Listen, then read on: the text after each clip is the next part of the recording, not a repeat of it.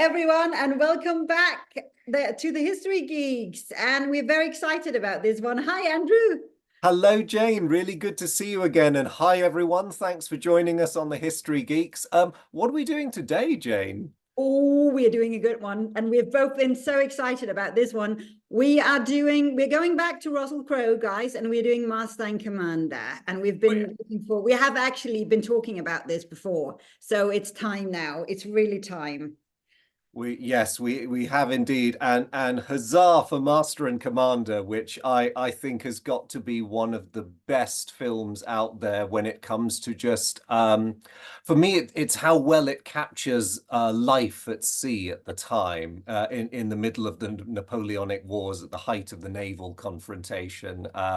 Yeah, an all-round excellent film. I've watched it several times. I loved it the first time. I will always love it. And I must admit, it's not actually my period. I mean, I'm one of these guys who regard anything that floats, if it's not made of steel, it's a bit unnatural. But it's a great story set in a great period. And Jane, did you see it at the cinemas? I know I always ask this, but I did, and I was just blown away. And I think everything, the sound effects and everything, sort of at the time.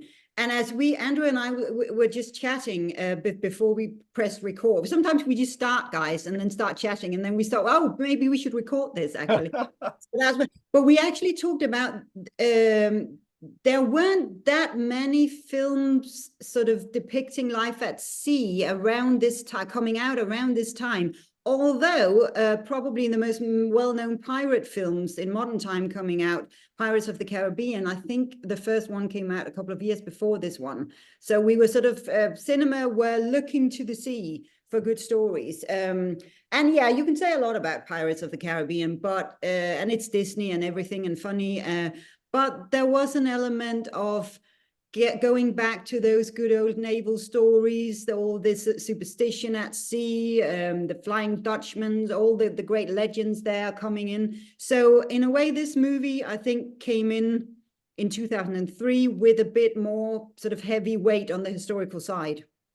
Yes, I'd say a lot more. You get all the, well, for one, there's no undead pirates, but even so, I mean, in terms of the day to day and the gritty realism, because I find the British to a large degree, understandably, because of the cult of Nelson and the naval heritage, there's a lot of understanding about life at sea in that period, but there's also a huge amount of romanticism.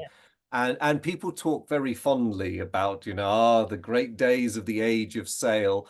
And I like that Master and Commander brings forward, I mean, all the stuff that was good and amazing about that life, but also all the really nasty, grungy bits that, today most people wouldn't be too keen on doing that as a job because the working conditions, frankly, were not amazing. I'll put it that way. Put it mildly.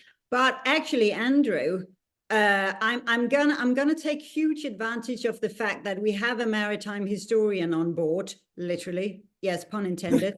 So you're gonna be surprised now. I come prepared. I come with questions, Andrew. Oh my gosh, I know. I've done my oh. homework because I think this is one where we're gonna geek out.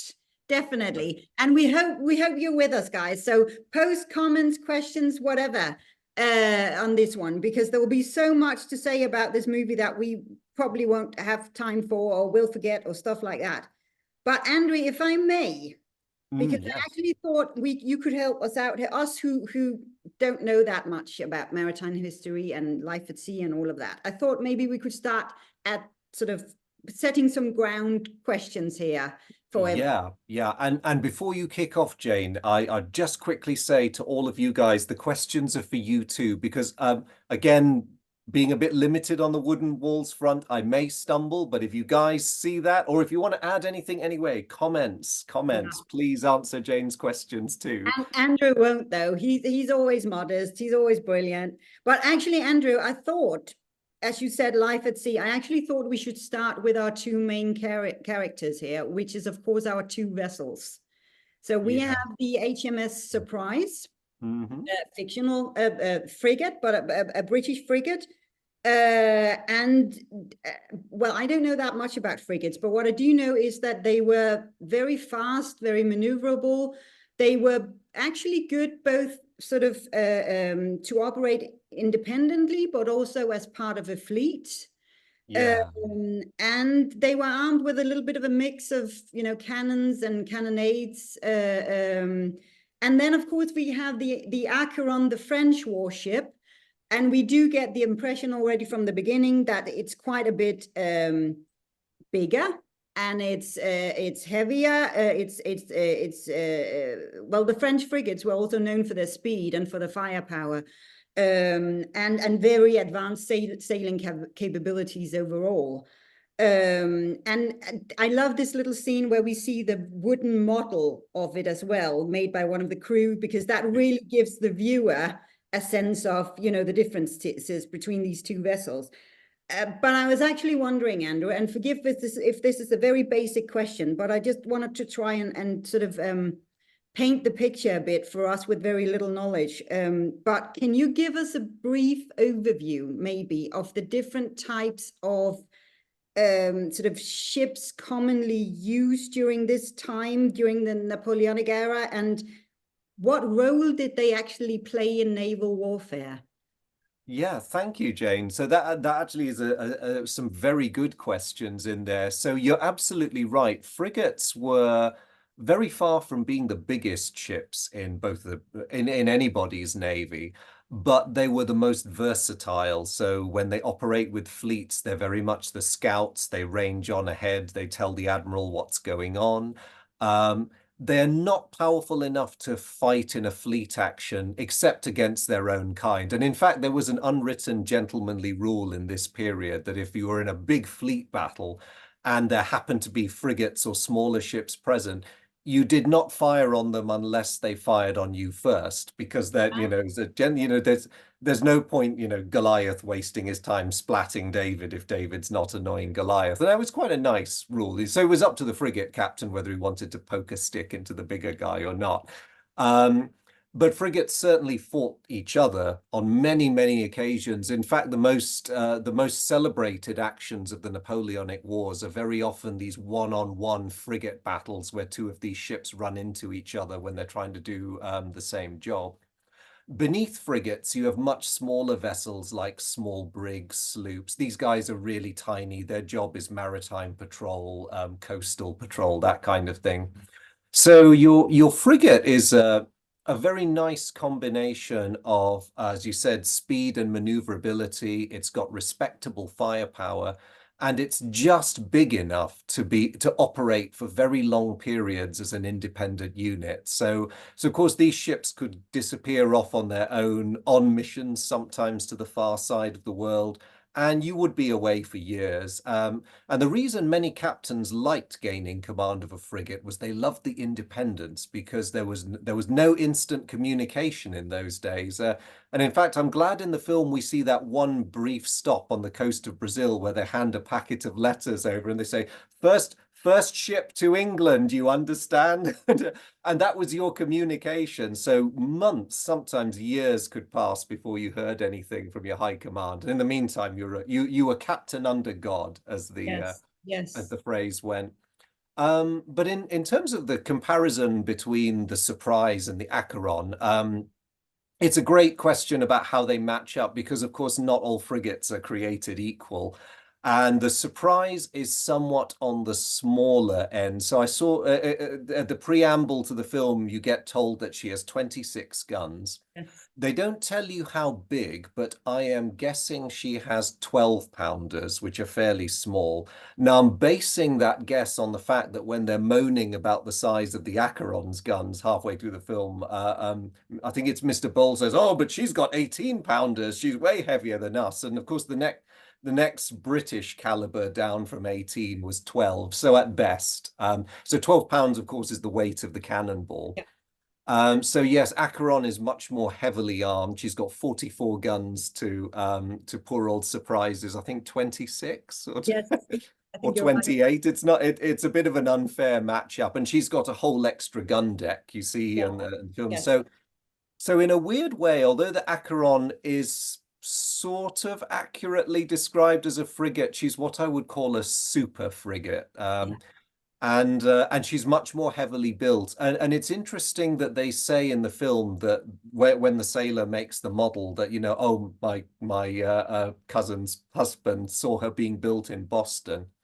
The fledgling United States at this time, they followed a policy of building quality over quantity, and their ships were very heavily built. In fact, the preserved warship USS Constitution, which you can still visit if you go to Boston, is in many respects similar to the concept of the Acheron. She's really heavily built, but without losing any of that speed or maneuverability. So taking it at face value, it's a very unfair matchup between the two ships. And in certain conditions, despite her size, Acheron would be faster than the Surprise, as if Surprise didn't need any more problems. Oh, that is such a brilliant overview, Andrew. That's really good. And I think another thing we see as well, and where we really get to see just how versatile the ships were, is in these different tactics applied. Of course, we mainly get to see Captain Aubrey and his merry crew there, and his sort of way of thinking. But you really needed to know your ship very well, didn't you? And how much it was capable of. Yes, you did. A good captain would know his ship very well, and would also be very good at reading the weather. Experienced sailors, of which I'm not among their number, but I know some, and you get good at reading the weather. You get almost a sixth sense about when the wind is going to change, what it might be doing at a certain time.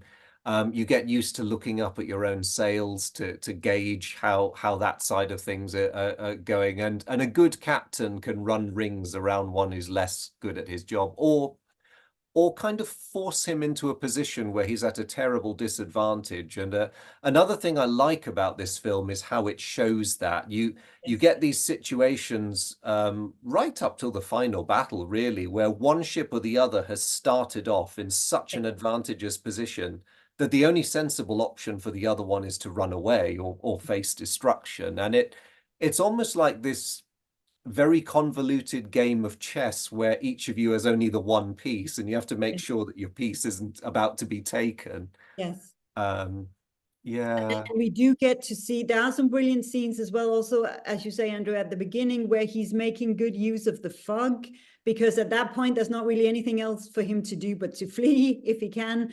And there's this constant, and actually the use of the good doctor there is rather good, because he's not a maritime man, so he kind of has to ask the slightly stupid questions from time to time, you know, what's the weather gauge again, you know, that those kind of questions, which is good, you know, for viewers. But we do get this constant play of, as you say, it's almost like a chess game, isn't it, where if you cannot move yourself, you have to make use of your surroundings, meaning the weather most of the time.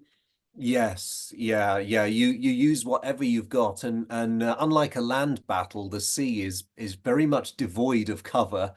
You've got the wind, and you can base your plan around the wind and what it's doing. But if there's no bad weather, then it's just featureless ocean, and you're not really able to do all that much. But yes, yeah, making good use of fog, which normally would be quite a risky proposition, but when you're trying to save yourself, then you just go for it. And there is that wonderful early demonstration of how you make the best of the situation, where the wind isn't doing it for us and our rigging's damaged. Get the men into the boats and get them towing the ship. Yes. Because we need to move quick on this one. Yeah, that is true. That is true. Oh, that's a brilliant overview, Andrew. I knew you would be good at this.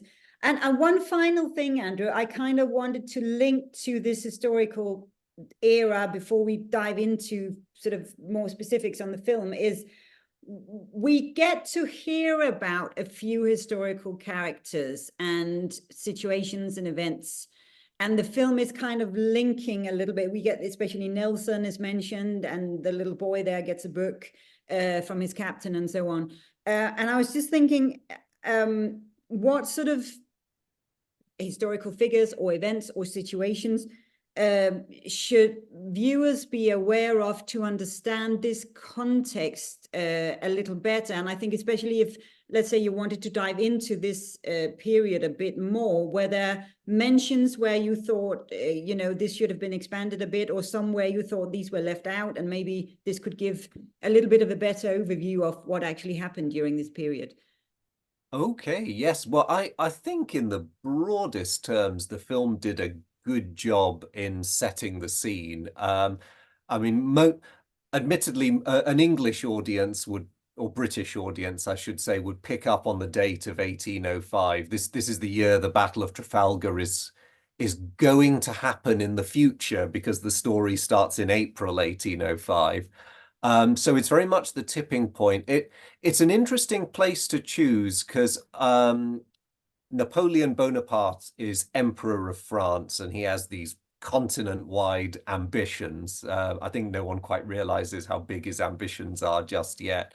But because it's only the spring of 1805, the only thing that's really happened at this stage is that France has resumed war with Britain after the briefest of truces. Um, Austria and Russia are angry with France again and have sided with Britain. So again, in the future, there's going to be the Battle of Austerlitz, and that's going to really see the beginning of Napoleon's rise to dominance that will last most of the decade. But at the moment, things seem pretty balanced. But the British feel that they have much to fear because they've successfully fought the French Navy for many years over the past few decades, and they've generally done very well. But they know that Napoleon has a vast number of ships scattered around his territories. And one of the things that England fears at the time, and I'm using the short form England to mean Britain, is that the French will try to invade. And in fact, in the spring of 1805, the mass of the French army was concentrated at Boulogne, ready to jump. The only good thing for the British, and also for a lot of Frenchmen, to be fair, is that Napoleon hadn't quite thought this through, No. and had made certain assumptions about how easy this was going to be to pull off. But it was an ever-present threat for Britain. So at the time that Surprise is going halfway round the world, a very intense period of worry is gripping everyone in Britain that the French are going to try this immense lunge and land their powerful armies on British soil. So it's an interesting situation for Surprise and her crew to be in, because they know what they're doing is important. Yeah. If it sounds a bit weird, the French sending a ship all the way into the Pacific, that what they're doing in this period is they're attacking Britain's commerce. So they mentioned the whaling fleet a couple of times. The whaling fleets were a massive source of revenue, both privately and in terms of taxation. And at a time when so much money is being spent on the war effort, anything that is likely to disrupt that is a very serious threat. Yes. So although they're sailing away from home, they're doing so in order to protect home. Yes. Because the whaling fleets were very vulnerable, and a ship as powerful as the Acheron wandering around freely in the Pacific, destroying whaling ships, could be a national catastrophe, and hence Surprise being sent off. Now, that's a good point, actually, because we do get that tension as well on board, and that the sort of, as you also say, Andrew, that feeling that this hasn't really climaxed yet. You know, this war, this tension with France. You know, there's something coming, but we don't know what yet. That's another brilliant overview there, Andrew. This is fantastic. I'm going back, Andrew, a little bit to this thing about, you know, when you do get in close battle with another ship and boarding another ship and that kind of thing, it's, you know, it's a very intense process, and especially when you are a minor ship like the Surprise in this case, and that final scene where we do see that happening. And we follow the tactics all the way around, and how they're going for the mast and all of that. would that have been a realistic way of approaching this? Had you been in, a position like the Surprise? Would this have been possible? Yes, it would have been an option. So, although it's a work of fiction, nothing happens in Master and Commander that is utterly implausible or that was not done at some period. And I think, like a lot of authors, Patrick O'Brien was very clever. Yeah. And also the filmmakers, because of course this is not a totally faithful adaptation of The Far Side of the World. They've drawn on things that were done across the scope of the Revolutionary and Napoleonic Wars, and they've kind of smudged it together in this one narrative. So all the good ideas and all the little tactical bits that come together have been heavily borrowed from elsewhere in the period. But everything the British do to overcome the French ship is something that was elements of it were tried at Yeah. different times across that war. So even bringing them together, as I say, nothing impossible happens in this film. And in fact, it's actually quite clever.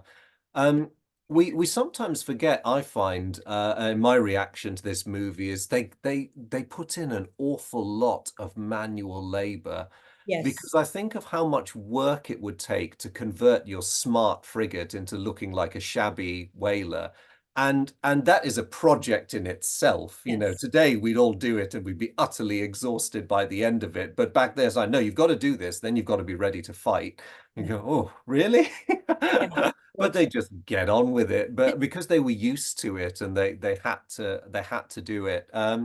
Yeah, and the little details, like when they take the rear wheels off the gun carriages to give them that extra elevation. Yeah.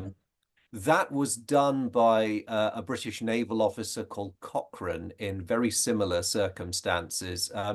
He attacked a Spanish frigate called the Gamo, which was huge, a big, fairly biggish frigate. And he had a ship even smaller than the Surprise, but he just decided he would brazen it out and do it. And that his battle with the Gamo, I think, actually heavily inspires the Yes. action we see in the film. But he took it to even further lengths, because I think at one point in the battle, because he was so outnumbered, the only man left on Cochrane's ship was the chaplain. But he shouted down at the height of the battle, "Send up the next wave of men!" And so the poor confused chaplain was on his own down there. But the opposition thought that reinforcements were going to come, so they thought, no, we've had Yeah. enough. We Yeah. just give up. Oh, that is brilliant. That I love that. I love that. Oh, it sounded like they managed to fit a lot into this.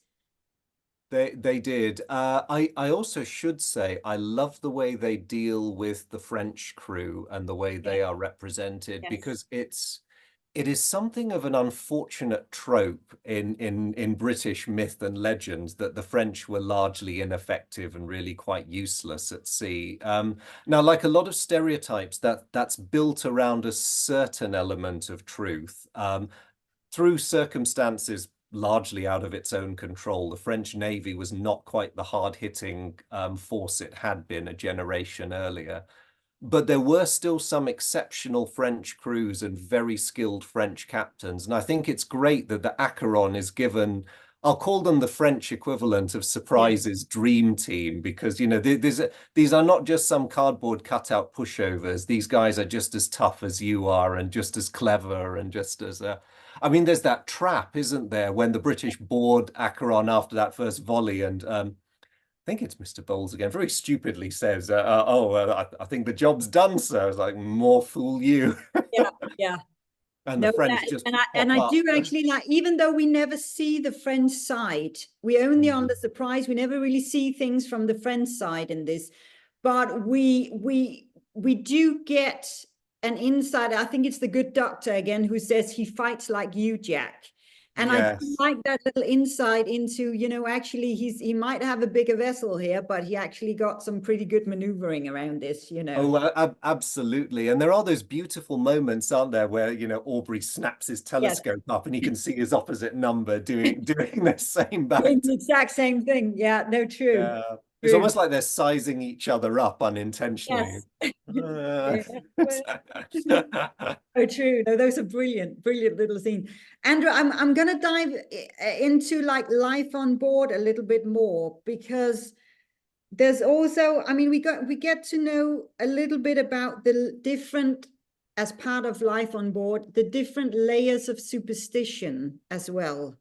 And I actually think this is quite well done in the movie as well. And these were not uncommon on long voyages, we know that. And we also see it in the movie leading to a suicide. And as you also rightly said, Andrew, it was this little kingdom on sea that, and there was nothing else really around it. This was your world on this very long voyage. And I just wanted to ask you as well, Andrew, because you know this from other bits of maritime history too, just how much could superstition not just impact morale, but perhaps also even actions on board, and maybe even challenge your destination?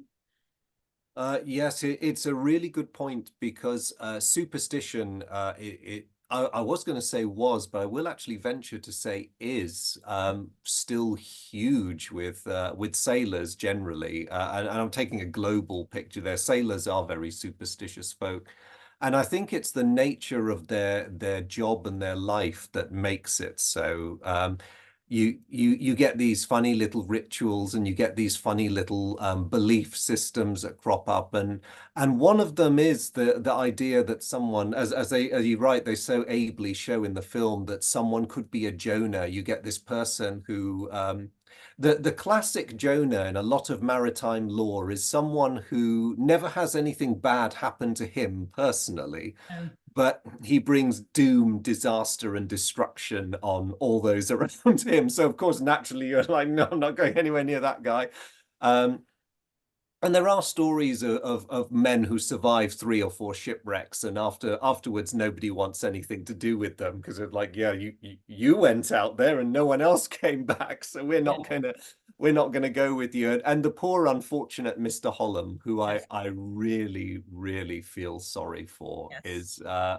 is the classic example of the guy who's I think his other problem is he doesn't fit in. You maybe socially could have fought off a Jonah stigma if you were better at fitting in, if you were more personable, but I feel that with Mr. Holland, he fundamentally does not quite understand the life that he is in, or how it's supposed to work, what the unwritten rules are.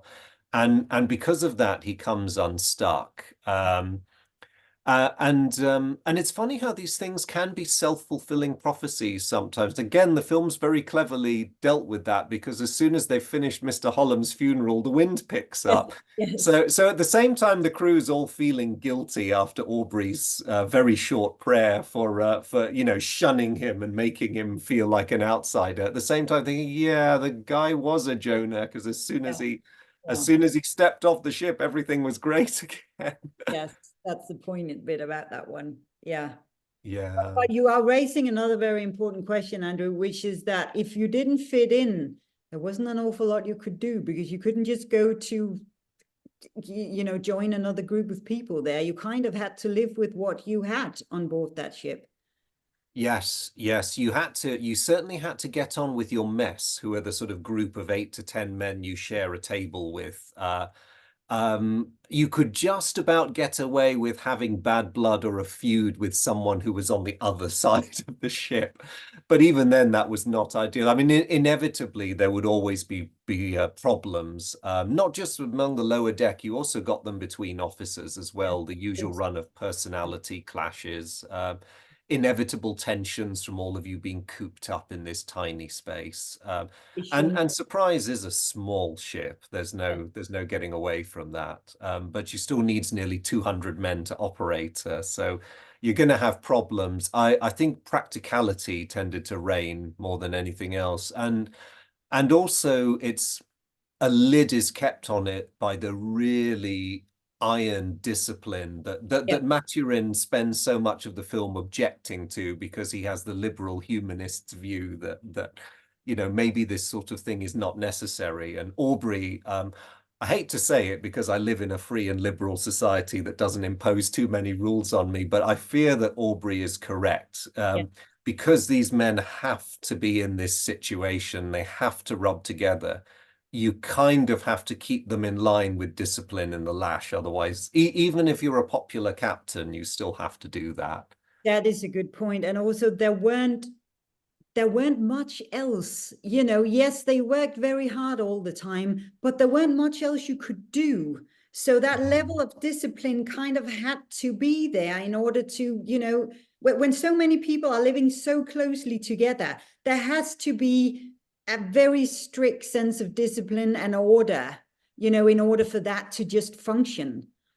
Yeah, we do get to see what they get up to in their off hours. There's the music, there's always conversation as long as your messmates haven't got fed up with you. Very, very few of the men aboard these ships were literate. Now, I have to be careful with that because the percentage of literate sailors was apparently higher than we used to think it was, but they'd still be in a minority in this period. So it's not like you could read a book or something because you wouldn't have that. Sailors' craft work was a very popular thing, and I like that very poignant bit where the I forget his name now, but the man who's lost when the mizzenmast Yes, breaks in yes, the storm, and his friend is going through his belongings afterwards, and he finds that beautiful leather carving with home again. That's classic sailors' work that you while away your spare hours doing these things. But the other side of that coin was just sheer hard work. I think the Navy was actually grateful for the amount of hard work it took to run a ship yes, because it kept the men busy yeah. and it it Good. didn't give them much time or energy to think about other things. No, but that's a good point. That's a good point. You are mentioning it a little bit, Andrew, because I wanted to get to that relationship between Aubrey and the Doctor, which is also a friendship. And I think it's underlined brilliantly in their little musical sessions there. That's Yeah. kind of a way of maybe unwinding in bits and also just get together doing something very different, which is kind of nice, taking their minds off things for a moment. Just how usual were actual friendships like these, Andrew, on board? Perhaps, I mean, a captain needed someone as well, maybe his officers. Were they usually friendly like this, or were you more isolated as a captain? Was it actually cold at the top, Oh, well, you got the entire spectrum. I would say that the relationship between Aubrey and Maturin is not unusual, but not everyone could expect that level of intimacy with a fellow officer, unless you were of the same rank. That made it a bit easier. The hierarchy ran even through the ship's command complement, the officers.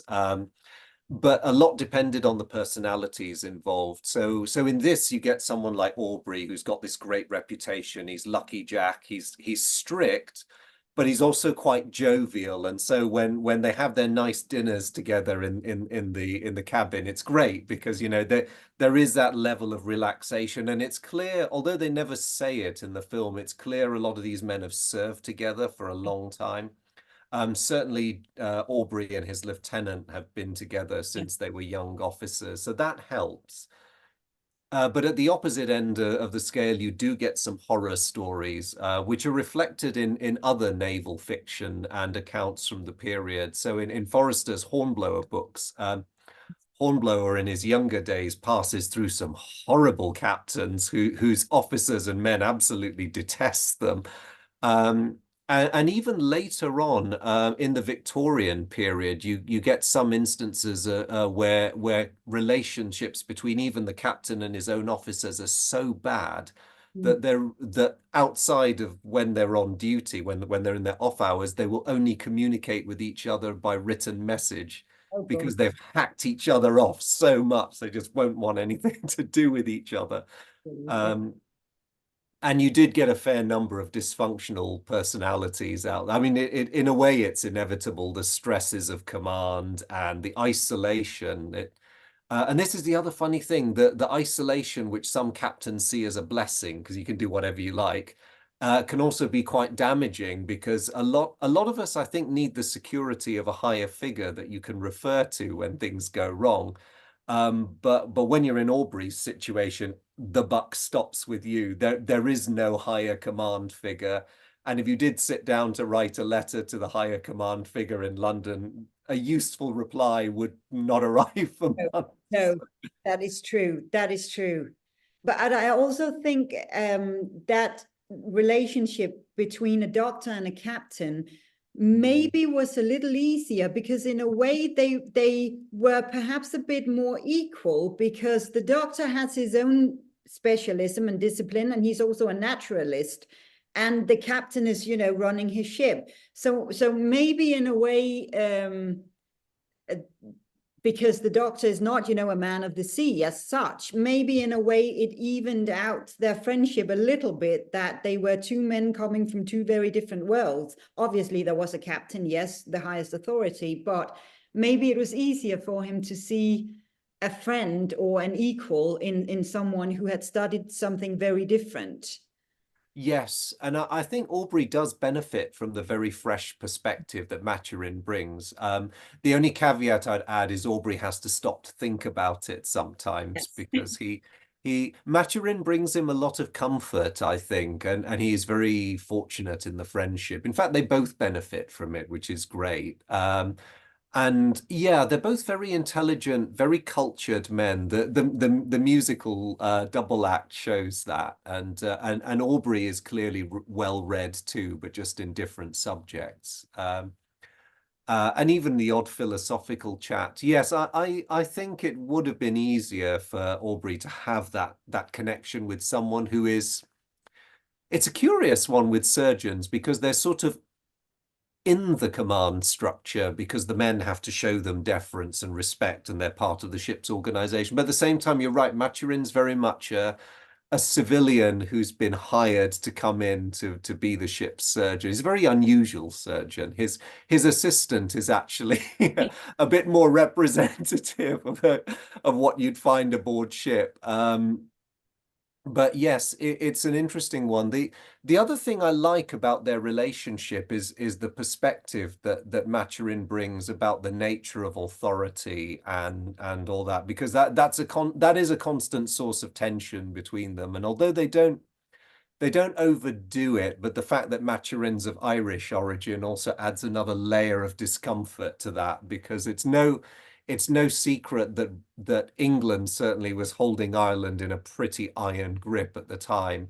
And if anything, they were getting more repressive, because there were these constant worries that the French were going to try and incite an Irish uprising. And so there was a lot of suspicion and worry on that front, and it didn't result in good things, unfortunately. But yes, I actually like their little sparring matches where Maturin is probably the only person on the ship who can hotly disagree with I Aubrey, and was that's about actually to quite say, healthy. yeah, I was about to say he probably is, and kind of get away with it. But I think in a way, maybe also a captain like Aubrey recognizes the necessity of having someone who can just honestly question your choices and your decisions along the way. Because he seems to be, you know, that kind of leader who can see, you know, I need someone to sometimes question what it is I do, or my decision making in this. Uh, um, to make sure it's right, and to, especially when you're up against an opponent like this. And I think that first little chat they have after the first meeting with the French frigate is it's a good one to underline that as well, where they have this chat about, you know, maybe he was waiting for us, maybe Hmm. who's actually chasing who here, kind of thing. And that thought is coming from the doctor, and I actually Yeah. thought that's a brilliant way, because uh, you have the captain thinking in a kind of warfare way, and then the doctor thinking in a more, as you say, philosophical, and a bit more sort of, maybe there is another option here, maybe he was waiting for us. Yes, yes. And of course, it's the doctor who ultimately is responsible for the idea that wins the battle, because they show Aubrey the stick insect. And you can see the penny dropping, and he goes, ah. Yeah, no, that is a brilliant little take as well. And that brings us, Andrew, quite nicely too, because I wanted to touch on the surroundings as well. Those scenes on the Galapagos Islands are just beautiful. They're They just are, really yes. pretty. And I feel so bad for the doctor because he gets so close so many times and he Oh, never gets. yeah. That- But in a way, it's the perfect scenery and backdrop for this constant feeling of the unknown and this constant who's chasing who, and we never know where the enemies is, or is he on our tail or are we on his? And you know, that constant sort of will we, won't we kind of thing. They know something about the Galapagos Islands in the movie, but Andrea, how much did we actually know about these places? How well mapped and discovered were they? Okay, so it depended who you were. In this period, everyone knew where the Galapagos Islands was, and I'll qualify that by saying as much as the navigational art of the period allowed us to know. And we knew that they were home to quite a few interesting and undiscovered species. From a practical front, the world's navies or the major navies, their attitude was, yep, islands useful. You can get fresh water. There's basically there's fresh meat to be had there, and you can reprovision and repair your ship. Marvelous. That's all the Galapagos is good for. And then you got people like Maturin who are going, oh my gosh, you know, this thing's full of the undiscovered wonders of nature. And I love that in the film you get the voice of the lower deck where they're sort of looking at a can't see any women, and his friend goes, no women, that's not natural. And like, what? And, and so everyone's coming to the Galapagos with a different agenda in mind. But yes, so we knew a bit about the Galapagos in terms of where they were and what they were useful for, but it was very utilitarian knowledge, and it was people like Maturin who were really keen to find out more because there was it's that spirit of the Enlightenment, you know, it while we're all busy investing so much time and energy in killing one another, there's still this core of people who want to explore the far reaches of the world, and I can understand why Maturin is so upset when Aubrey sort of goes, we don't have time for your damned hobbies. It's No. because in Maturin's mind, and it's a beautiful vision of the world, you know, the scientific is at least as, if not more important than this butchery that you guys are engaged in just because your flags are, I mean, you can't even say just because your flags are a different color, it's because your flags are a different shape. Yes, exactly. Or at least the pattern is different. And come on. Exactly. No, exactly.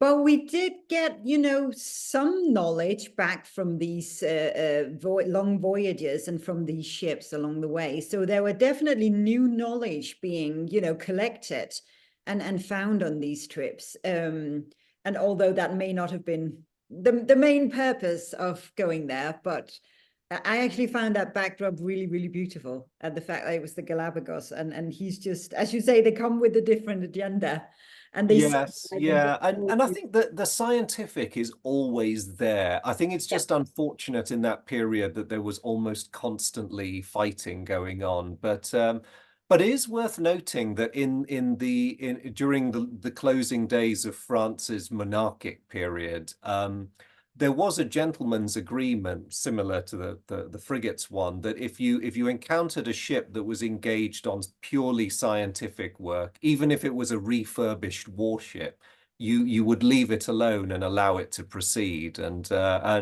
unfortunately, that was swept away when it became the wars against the French Republic, and mainly because of the ideological differences there. I think the war became a bit more merciless, and no one has time for these damned hobbies. But it never goes away. There's this very strong spirit of scientific inquiry that somehow manages to tick along, in some cases quite substantially, even while the civilized world is busy tearing itself apart. and I do like, as you said as well, Andrew, that it's kind of in a way science that inspires him to that final little battle there, and the entire disguise sort of thing, which is a very, very nice little touch. And that also brings me to, Andrew, the rather surprising ending there.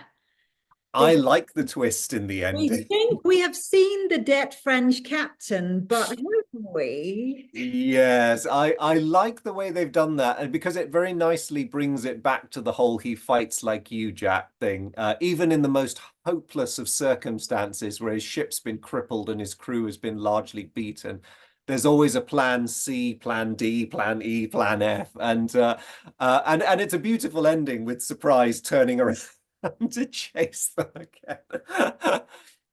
Yeah, I thought that was brilliantly done because it feels to me like it would have almost been a bit anticlimactic. It still would have been a great film if they'd sailed away with no problems. But it's nice, and I like how it left the story open. You just think, Yes. oh, here we go again. Here we go again. And I think that little dialogue at the end, Stephen, the bird is flightless. It's not going anywhere, and the poor doctor is sitting there again without his bird.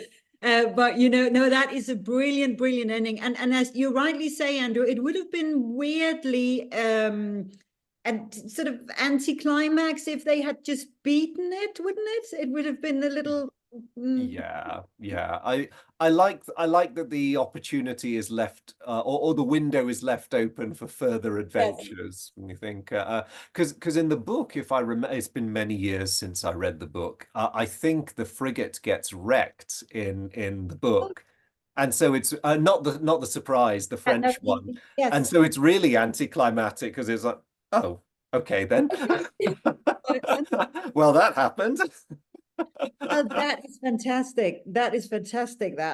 Andrea, two more questions.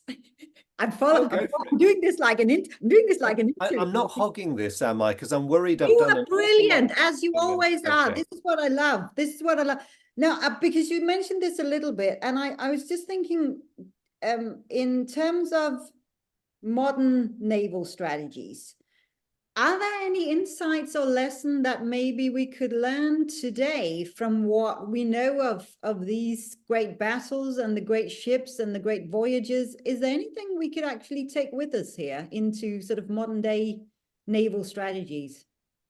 That is a really good question, and it's actually quite a tough one to answer. So all I can really push at everyone is thoughts and maybe a bit of insight. So I think broad strategic principles remain the same in that whoever keeps control of the sea lanes is more likely to win a conflict because most of the world's trade still travels over water. It's funny how sea blind a lot of countries have become now because we see aircraft, we see lorries, we don't see massive cargo ships so much, so we don't appreciate how much we depend on them.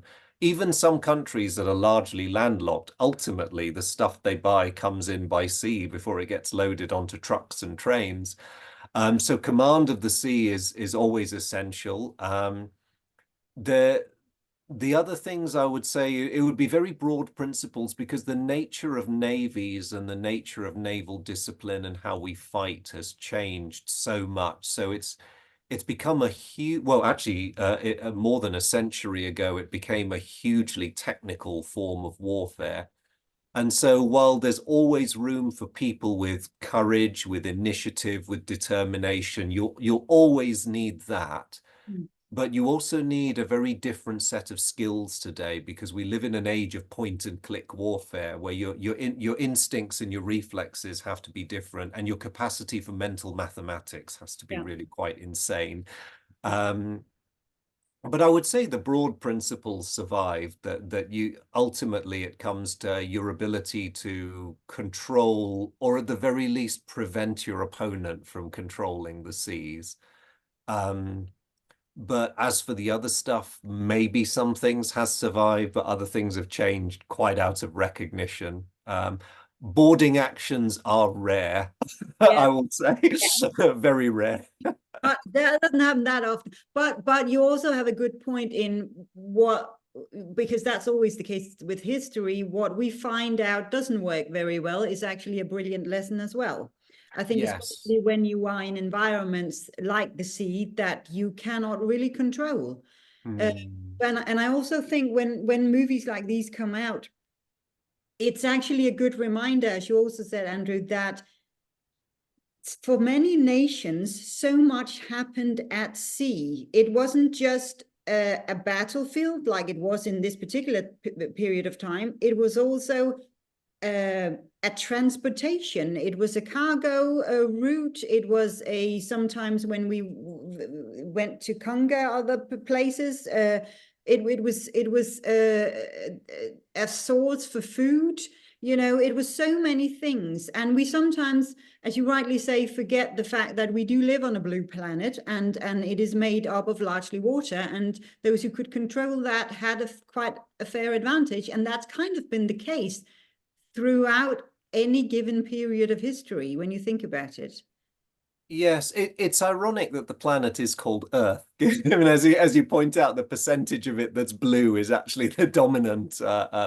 Well, but you're absolutely right, because when I look at the history of the decline and fall of most of the major empires, and particularly Britain, this is very much the British experience that you end up creating, mostly accidentally, but still, this globe-spanning empire, and yet you do it with an army that is really quite tiny compared to your competitors. And the secret to the success there is that your competitors' massive and well-equipped and well-trained armies can't get to you because of the awkward blue thing that's between you and them. And because they've invested so much in their big, scary armies and not so much in the things that float on the blue thing, Yes. you have a massive advantage because you've got so many brown floating things on the blue thing, that more than they've got. And also yours are better, generally Yes. speaking. So Yes. No, true, true. Good point. Good point. We also talked a little bit, Andrew, about because of course there are lots of brilliant publications and movies and other adaptations that are really good if people want to dive into this. We talked a bit about pirates, you know, it's good fun and entertainment for whatever it's worth. I also just wanted to mention another one I found really good from this era, which was William Golding's To the Ends of the Earth. Brilliant publication. There is, I believe, a BBC adaptation. I might be wrong about that, but a TV adaptation of it from also around 2005-ish, I believe. That's actually really good, starring Benedict Cumberbatch, Sam Neill, and again, this story of life at sea. So you have this very limited little world floating about, and the interaction between people there, and the characters and the dynamics between them. Again, a brilliant setup for storytelling, because you can't really go anywhere, so you kind of have to live with what you have there. And then I wanted to mention one more thing, and then I want to ask you the same question, Andrew. There is a brilliant documentary at the moment on Netflix called The Lost Pirate Kingdom, which is this mix between narration and historical content and actors in sort of well-known piracy roles. But they are diving into this era of pirates in the Caribbean area, and particularly around Nassau as a pirate city, if you like. And I actually found it really good if you want to dive into sort of this particular era of time, and also what it was like to dominate the sea, and what that actually meant at the time. So there are few. Well, there are lots, really, books, movies, film adaptations, documentaries, and so on to dive into. Those were two I found really interesting, sort of focusing in on this. And I wanted to ask you the same question, Andrew. What can people dive into that would expand their interest and knowledge into this? Oh, I'm glad you asked. And thank you for mentioning those two, because I've not seen either of them, but I will go away and watch them over the weekend, because they sound really interesting.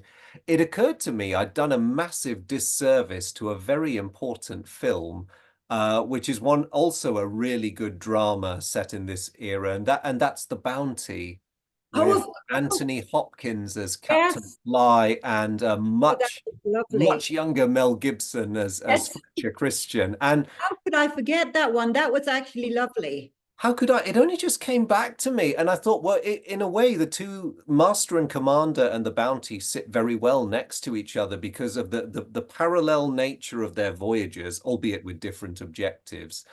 And in HMS Surprise, you get a ship with a relatively happy crew and a good captain where everything goes well. In the Bounty, you get the terrible consequences of this dysfunctionality, which gets worse and worse. And in a way, they're a brilliant example of how it could go wrong. Yeah. Um, That was actually a brilliant movie, and also a brilliant example of, you know, this god at sea, as the captain would effectively be until everything goes wrong. And if he couldn't read the mood, as it was, things could go horribly wrong, which it did, of course. But that movie was actually, I think it's from the early 80s. Is that right? yes, It was, but it has aged so it brilliantly. In has. fact, actually, how could I forget? I watched it last year, so how could I have forgotten that one? Oh dear. I watched it endlessly as a child. I remember it so well. It was really, really good, and it was, there were brilliant actors as well in that one. There was, I remember, a young Liam Neeson as well. Is that true? Yes, yes, Yeah. he plays Churchill, one of the sailors, who's Yes, a bit of a rough one, and yes. yes, yes, Oh, I got to rewatch that one. That is brilliant, Andrew. That is brilliant. But of course, there are many good, yeah, adaptations as well. Some of them taken from books and publications, and some of them really, really good. But it's also, as you said, Andrew, at the beginning, it's also an era that's clouded with a little bit of romantic notion as well. You know, this great era of shipbuilding and voyaging, and I think maybe that's also an attraction nowadays, isn't it? yes, it is. At the end of the day, people like these sort of things. They like daring do, they like adventure. And it's always had this great appeal for us. What I like so much is about Master and Commander, and I've sort of come back to what I was saying at the beginning, is that it gave us all that, but it balanced it with this really, down to earth sense of what it was really like.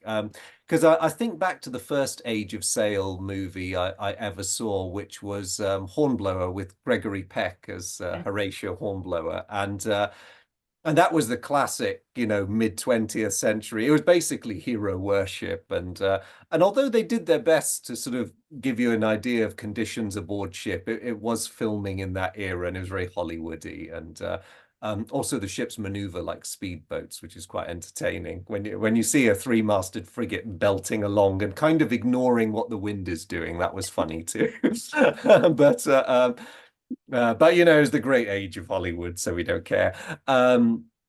Yeah, I think it ticks all the boxes. It does.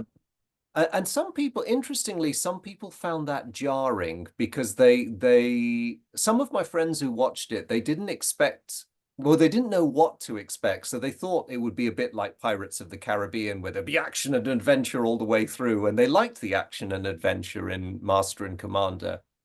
But they were also really surprised by the slow pace of so much of it, and the monotony of the life at sea. The fact that yes, you'll have these tense, terrifying battles from time to time, but most of your time will just be spent in routine boredom and frustration, and also the little foibles that start to come out when you're all crowded together with not enough to do. But it does that really well, and I actually like those moments in the film as well, where you get a sense of that just plain boredom that goes on. You know, we're really just going to sit here for weeks and weeks and nothing happens. You know, and Yeah. also what that does to morale and what it does. I mean, even it isn't one of those moments, isn't it, that the doctor gets shot in kind of just pure boredom. We got nothing else to do really. Yes, and when you mentioned sailors' superstitions earlier, there's of course the whole thing of the rhyme of the ancient mariner and how you must never shoot an albatross. And what does the captain of Marines decide? He goes, "Oh, I'm going to shoot the bird." He's like, "No, please don't do that. Nothing good will come of this." No, no, no, true, true. Andrew, what else? I'm run out of questions, and you are brilliant as always. What else Well, do we need to mention about this film? you're supremely kind as always, Jane. Thanks. And thank you for yours. I just wanted to touch on the midshipmen because Yeah, when I watched the film with a group of friends, the ones who really did not know anything about the period, they came out and said, were they taking a bit of a Hollywood liberty by having so many young boys among the officers and the crew? And the answer, shocking though it might be to today's sensibilities, is no, they weren't. They were actually that young, very often, because of course the idea behind the midshipman, like Blakeney, who's my yeah, favorite of the bunch because he's just awesome, is that you're training the future leaders of the Navy ultimately. So you want to get the most out of them. You start them young. And your experience as a midshipman in that time, you were an officer in training, but you were also kind of the lowest form of life aboard the ship yeah, because you weren't just expected to learn from the officers, you were also expected to learn from the men. So you're supposed to run up into the rigging with them under all conditions, so that you learned firsthand what all the ropes did and what. And no other navy, except possibly the U.S. Navy, took this kind of training to that level of extreme. Many other navies, the officers were kind of gentrified, and you'd learn your trade at sea, but you wouldn't have to get your hands too dirty. Whereas British midshipmen were really put through the ringer, and you see it as they pass through. And I like how their characters develop. I mean, they spend most of the time on Blakeney, who's yeah, obviously a very yeah. bright lad. And I just marvel at the character of some of these kids. And they would have been kids going into that life and that environment, sometimes without much option. No, no, And they were. And yeah, and actually, making I a like the focus. Sorry, go on, Andrew. oh no, I was just going to say, and making a success of themselves and just the confidence you'd need. I love the bit when they're preparing for battle and little Mr. Blakeney is going, no, no, put it on your starboard arm, right arm, and that's enough of your lip. Shut up. It's Yeah, like, it's a good okay. point. We'll do what the Well, 12-year-old says then. so, and it also does create a little bit of a peculiar dynamic because, in a way, as you said, because they're so young, there is a little bit of fatherly attention, protection going on as well, and you have responsibilities for these young boy. And obviously also, and we see that with Blakeney as well, he comes from quite a good family because he can already read and write, which, as you said, was not so common. So there are expectations on his very young shoulders as well. And also that the again a brilliant line where he goes, his father would understand, his mother, I'm not so sure, and something happens. But that was life at sea, and that was in a way also what they had to learn. Uh, Mm. but I do like the fact that even though he loses his arm, they're not just giving up on him because they actually do see potential in this young lad, and there could be things he could still do, which is very good. So no, it's a peculiar position to be in where you're kind of an officer in training, and then you're also expected to do whatever All, the men are doing. Hi, all the Oscar. stuff.